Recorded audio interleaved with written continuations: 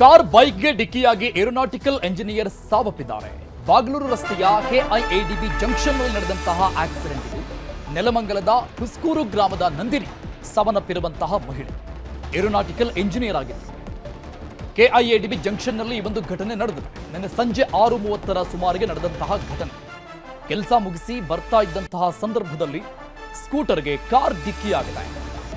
ನಿನ್ನೆ ಸಂಜೆ 6:30 ಸುಮಾರು 6:00 ನಡೆದಿದೆ ಈ ಒಂದು ಆಕ್ಸಿಡೆಂಟ್. ಕೆಲಸ ಮುಗಿಸಿಕೊಂಡು ವಾಪಸ್ ಬರ್ತಾ ಇದ್ದಾಗ ಸ್ಕೂಟರ್ಗೆ ಕಾರ್ ಡಿಕ್ಕಿಯಾಗಿದೆ. ತೀವ್ರ ಗಾಯಗೊಂಡಿದ್ದ ನಂದಿನಿ ಅವರನ್ನ ಆಸ್ಪತ್ರೆಗೆ ಸಾಗಿಸುವ ಸಂದರ್ಭದಲ್ಲಿ ಸಾವನ್ನಪ್ಪಿದ್ದಾರೆ. ಮಾರ್ಗ ಮಧ್ಯದಲ್ಲಿ ಸಾವನ್ನಪ್ಪಿರುವಂತಹ ನಂದಿನಿ ಏರೋನಾಟಿಕಲ್ ಎಂಜಿನಿಯರ್ ಆಗಿ ಕೆಲಸ ಮಾಡ್ತಾ ಇದ್ರು. ಅವರ ಫೋಟೋ ಇದು, ಆಕ್ಸಿಡೆಂಟ್ನ ದೃಶ್ಯ. ನಿನ್ನೆ ಸಂಜೆ ಕೆಲಸ ಮುಗಿಸಿಕೊಂಡು ನಂದಿನಿ ಪಿಜಿಗೆ ಬರ್ತಾ ಇದ್ರು ವಾಪಸ್. ಈ ವೇಳೆ ನಂದಿನಿ ಓಡಿಸ್ತಾ ಇದ್ದಂತಹ ಸ್ಕೂಟರ್ಗೆ ಫಾರ್ಚುನರ್ ಕಾರ್ ಡಿಕ್ಕಿಯಾಗಿದೆ. ಗಂಭೀರವಾಗಿ ಗಾಯಗೊಂಡಿದ್ದ ನಂದಿನಿ ಅವರನ್ನ ಆಸ್ಪತ್ರೆಗೆ ಸಾಗಿಸುವಂತಹ ಮಾರ್ಗ ಮಧ್ಯದಲ್ಲಿನೇ ಸಾವನ್ನಪ್ಪಿದ್ದಾರೆ. ಈಗ ಮರಣೋತ್ತರ ಪರೀಕ್ಷೆಗೆ ಯಲಹಂಕ ಸರ್ಕಾರಿ ಆಸ್ಪತ್ರೆಗೆ ಮೃತದೇಹವನ್ನ ರವಾನೆ ಮಾಡಲಾಗಿದೆ. ಅವಳು ಏರೋನಾಟಿಕಲ್ ಇಂಜಿನಿಯರ್ ಬೇರೆ ಕಡೆ ಹೋಗಕ್ಕೆಲ್ಲ ಪರ್ಮಿಷನ್ ಬಂದಿತ್ತು, ನಾನು ಕಳಿಸ್ತಿಲ್ಲ. ಮನೆ ಮುಂದೆ ಇಲ್ಲೇ ನೋಡ್ಕೊಂಡಿರಮ್ಮ, ಇಲ್ಲೂ ದೂರ ಹೋಗ್ಬೇಡ ಅಂತ ಹೇಳ್ಕೊಂಡು ಇಲ್ಲೇನೆ ಇವರಲ್ಲಿ ಇಲ್ಲೇನೆ ಜೋನಿಯಲ್ಲಿ ಎತ್ತ ಕೆಲಸ ಮಾಡ್ತಾಯಿದ್ವಿ. ಓದ್ತಾ ಇದ್ಲು. ನಮ್ಮದಲ್ಲಿ ದಾಸನಪುರ ಹೋಗ್ಲಿ ಆರಾಮ್ ಶಾರ್ಡ್ ಹತ್ರ ಮನೆ, ಉಸ್ಕೂರದ BTech AME ಮಾಡಿಕೊಂಡು ಇಲ್ಲಿ ಸೇರಿದ್ದು ಕೆಲಸಕ್ಕೆ. ಬರೋವಾಗ ಕೆಲಸ ಬಿಟ್ಟು ಬರೋವಾಗ ಸ್ಪೀಡಾಗಿ ಅವಳು ಯಾರೋ ಹುಡುಗಿ ಕುಡ್ಬಿಟ್ಟು ಬಂದು ಸ್ಕೂಟ್ರುಗಳೆಲ್ಲ ಪುಡಿ ಆಗೈತೆ. ಅವಳು ಕಾರ್ಗಳೆಲ್ಲ ಡ್ಯಾಮೇಜ್ ಆಗ್ಬಿಟ್ಟಿದೆ. ಇಲ್ಲಿ ಬಿದ್ದರೆ ಒಂದು ಸುಮಾರು 300-400 ಅಡಿ ದೂರದಲ್ಲಿ ಎಳ್ಕೊಂಡು ನೋಡಿ, ಕೈ ಕಾಲುಗಳು ಇಲ್ಲಿ ಬ್ಯಾಂಡೇಜ್, ಕೈ ಕಾಲೆಲ್ಲ ಟ್ವಿಸ್ಟ್ ಆಗ್ಬಿಟ್ಟಿದೆ. ಹುಡುಗಿ ಓಡಿಸ್ತಾ ಇಲ್ಲ, ಬೇರೆ ಲೇಡೀಸ್ ಓಡಿಸ್ತಾ ಇರೋದು. ಇಲ್ಲಿ FIR ಮಹಿಳಾ ಚಾಲಕಿ ಅಂತ ಇದೆ. ಹುಡುಗಿ ಹೆಸರು ಕೊಟ್ಟಿಲ್ಲ, ಅವಳದು ಆಧಾರ್ ನಂಬರ್ ಕೊಟ್ಟಿಲ್ಲ, ಅವಳದು ಅಡ್ರೆಸ್ ಪ್ರೂಫ್ ಇಲ್ಲ, ಬರೀ ಮಹಿಳಾ ಚಾಲಕಿ ಅಂತ ಪೊಲೀಸ್ ರಿಪೋರ್ಟಲ್ಲಿ ಬರೆದಿದ್ದಾರೆ. ಕೇಳಿದ್ರೆ ಕರೆಸ್ತೀನಿ ಅಂದ್ರೆ ಹುಡುಗಿ ಬರಲಿಲ್ಲ. ಇನ್ನು ಆಕ್ಸಿಡೆಂಟ್ ಮಾಡಿದವಳು ಯಾರು? ಅವ್ರು ನನಗಿಬ್ಬರು ಹೆಣ್ಮಕ್ಳು, ಅವಳೇ ನನ್ನ ಗಂಡು ಮಗ, ಯಾರೂ ಇಲ್ಲ. ಸಾಕ ಅವಳ ಹಿಂದನೇ ಎಲ್ಲ. ಹೌದು, ನೆಲಮಂಗಲ. ಹೌದು, ಹಾಂ, ಮನೆಗೆ ಹೋಗ್ಬೇಕಾದ್ರೆ.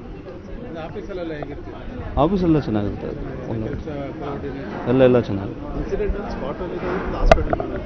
ಹಾಂ, ಸ್ಪಾಟಲ್ಲಿ ಆದಮೇಲೆ ಆಫೀಸಿಂದ ಆ್ಯಂಬುಲೆನ್ಸ್ ಕಳಿಸ್ಬಿಟ್ಟು ಕರ್ಕೊಂಡು ಅಡ್ಮಿಟ್ ಮಾಡಿದ್ದು. ಅಲ್ಲಿಂದ ಜಾಸ್ತಿ ಚಿಕಿತ್ಸೆ ಕೊಡ್ಬೇಕಂತ ಸ್ಪರ್ಶ ಹಾಸ್ಪಿಟಲ್ ಶಿಫ್ಟ್ ಮಾಡಿದ್ವಿ. ಅಲ್ಲಿ ಹೋಗಬೇಕಾದ್ರೆ ಡೆತ್ ಆಯಿತು. ಈ ಬಗ್ಗೆ ಇನ್ನಷ್ಟು ಡೀಟೇಲ್ಸ್ ಕೊಡ್ತಾರೆ ನಮ್ಮ ಪ್ರತಿನಿಧಿ ಮುನಿರಾಜು. ಲೈವ್ನಲ್ಲಿ ಜಾಯ್ನ್ ಆಗ್ತಾ ಇದ್ದಾರೆ. ಮುನಿರಾಜು, ಬದುಕಿ ಬಾಳಬೇಕಾಗಿದ್ದಂಥ ಯುವತಿಯ ದುರ್ಮರಣ ಇದು, ದುರಂತ ಇದು. ಯಾವ ರೀತಿಯಾಗಿ ಆಕ್ಸಿಡೆಂಟ್ ಆಗಿರೋದು? ಹಿಂಬದಿಯಿಂದ ಬಂದು ಹೊಡೆದಿದ್ದ ಆ ಕಾರು ಚಾಲಕನನ್ನ ಅರೆಸ್ಟ್ ಮಾಡಲಾಗಿದೆಯಾ? ಏನೆಲ್ಲ ಡೀಟೇಲ್ಸ್ ಇದೆ ಈ ಪ್ರಕರಣಕ್ಕೆ ಸಂಬಂಧಪಟ್ಟಂಗೆ? ಅರುಣ್, ನಿನ್ನೆ ಸಂಜೆ ಸುಮಾರು 6:30 ಸುಮಾರಿಗೆ ಈ ಒಂದು ಭೀಕರ ಅಪಘಾತ ಆಗಿರೋದು. ಏನು ಕೆಲಸ ಮುಗಿಸಿ ಮನೆಗೆ ಹೋಗ್ತಿರ್ಬೇಕಾದ್ರೆ ಏನು ಯುವತಿ ನಂದಿನಿ ಇದ್ರೆ ಆಕೆ ಮನೆಗೆ ಹೋಗ್ತಾ ಇದ್ರು. ಈ ಒಂದು ಸಂದರ್ಭದಲ್ಲಿ ವೇಗವಾಗಿ ಬಂದಂತ ಕಾರ್ ಏನಿದೆ ಆ ಒಂದು ಬೈಕಿಗೆ ಡಿಕ್ಕಿ ಹೊಡೆದಿರೋದು. ನಂತರ ಈ ಒಂದು ಘಟನೆಯಲ್ಲಿ ಆಕೆ ತುಂಬಾ ಗಂಭೀರವಾಗಿ ಗಾಯಗೊಳ್ತಾರೆ. ನಂತರ ಆಕೆಯನ್ನು ಅಲ್ಲಿದ್ದಂತೆ ಕೆಲವು ಸ್ಥಳೀಯರು ಒಂದು ಆಸ್ಪತ್ರೆಗೆ ದಾಖಲುವಂತ ಕೆಲಸವನ್ನು ಕೂಡ ಮಾಡಿದ್ರು.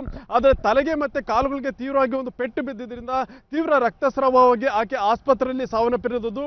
ಮತ್ತೆ ಈ ಘಟನೆ ಬಗ್ಗೆ ಈಗಾಗಲೇ ಚಿಕ್ಕಜಾಲ ಪೊಲೀಸ್ ಠಾಣೆಯಲ್ಲಿ ಒಂದು ಪ್ರಕರಣ ಕೂಡ ದಾಖಲಾಗಿದೆ. ಮತ್ತೆ ಪೊಲೀಸರು ಕಾರನ್ನ ಚಲಾಯಿಸಿದಂತ ವ್ಯಕ್ತಿಯನ್ನ ಕೂಡ ಈಗ ವಶಕ್ಕೆ ಪಡೆದು ಒಂದು ತನಿಖೆ ಮಾಡುವಂತ ಕೆಲಸವನ್ನು ಕೂಡ ಮಾಡ್ತಾ ಇದ್ದಾರೆ. ಏನು ನೆಲಮಂಗಲದ ಒಂದು ಹುಸ್ಕೂರು ಮೂಲದ ಯುವತಿ ಏರೋನಾಟಿಕಲ್ ಇಂಜಿನಿಯರಿಂಗ್ ಪದವಿಯನ್ನ ಮುಗಿಸಿ ನಂತರ ಸುಮಾರು 6 ತಿಂಗಳಿಂದ ಒಂದು ಕೆಲಸಕ್ಕೆ ಸೇರಿರ್ತಾಳೆ. ಆ ಒಂದು ಕುಟುಂಬ ಏನಿದೆ ಆ ಒಂದು ಕುಟುಂಬಕ್ಕೆ ಈಕೆಯ ಒಂದು ಹಿರಿ ಮಗಳಾಗಿದ್ದು ಆಕೆ ಕುಟುಂಬವನ್ನು ಈಕೆ ಪೋಷಣೆ ಕೂಡ ಮಾಡ್ತಾ ಇದ್ಲು. ಅವರ ಪೋಷಕರು ಹೇಳುವಂತ ಮಾಹಿತಿ ಪ್ರಕಾರ ಈಕೆಯನ್ನ ಮಗಳಾಗಿದ್ರು ಕೂಡ ಮಗನಂತೆ ಒಂದು ಸಾಕ್ತಾ ಇದ್ರು. ಯಾಕೆಂದ್ರೆ ಇಬ್ರು ಕೂಡ ಹೆಣ್ಮಕ್ಳು ಇರ್ತಾರೆ. ಆದ್ರೆ ಈಕೆ ದೊಡ್ಡ ಮಗಳಾಗಿದ್ದರಿಂದ ಮಗನಂತೆ ಸಾಕಿ ಒಂದು ಕುಟುಂಬದ ಜವಾಬ್ದಾರಿಯನ್ನು ಕೂಡ ಈಕೆಗೆ ಕೊಟ್ಟಿರ್ತಾರೆ. ಆದ್ರೆ ನಿನ್ನೆ ನಡೆದ ಈ ಒಂದು ಅಪಘಾತದಿಂದ ಆಕೆ ಸಾವನ್ನಪ್ಪಿದ್ದಾಗ ಇಡೀ ಕುಟುಂಬ ಕಣ್ಣೀರಲ್ಲಿ ಕೈ ತೊಳೆಯುವಂತ ಪ್ರಸಂಗ ಈಗ ಉಂಟಾಗಿರೋದು. ಸದ್ಯ ಈಗ ಈ ಘಟನೆ ಬಗ್ಗೆ ಚಿಕ್ಕಜಾಲ ಪೊಲೀಸ್ ಠಾಣೆಯಲ್ಲಿ ಒಂದು ಕೇಸ್ ಕೂಡ ದಾಖಲಾಗಿದ್ದು ಪೊಲೀಸರು ತನಿಖೆಯನ್ನು ಕೂಡ ಮಾಡ್ತಾ ಇದ್ದಾರೆ. Arun, thank you Muniraju details.